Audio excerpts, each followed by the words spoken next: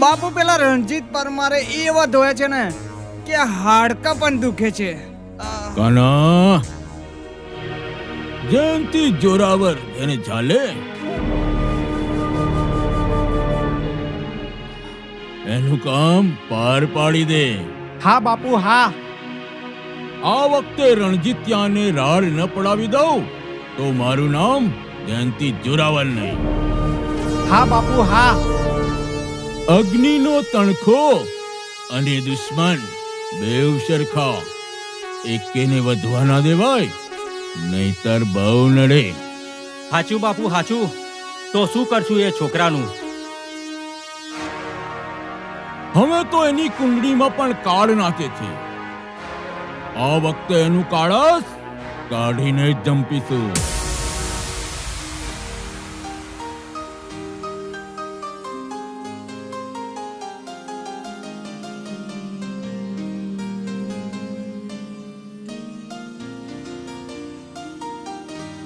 બેટા રણજીત, મેં સાંભળ્યું છે કે ગઈકાલે તારે જયંતી જોરાવર સાથે ઝઘડો થયો હતો. હા બાપુ.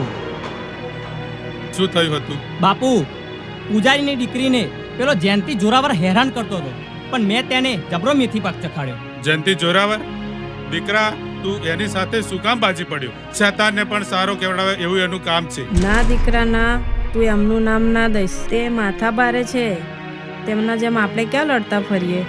માં, તારા દીકરા રણજીતના બાવડામાં એટલું બળ છે ને, માથા ભારે ને હલકા માથાનો બનાવી દઈશ. ના બેટા ના, લડવા ઝઘડવાનું આપણું કામ નહીં. પણ માં, આપણી આંખો સામે કોઈની ઇજ્જત કે આબરૂ લૂંટાતી હોય જોઈ રહેવાથી માં મર્દાનગી લાજે, માનું ધાવન લાજે.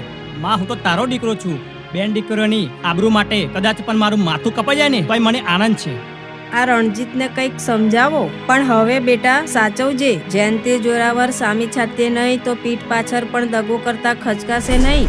મારવા વાળા કરતા બચાવવા વાળી માં દશામાં મોટી છે.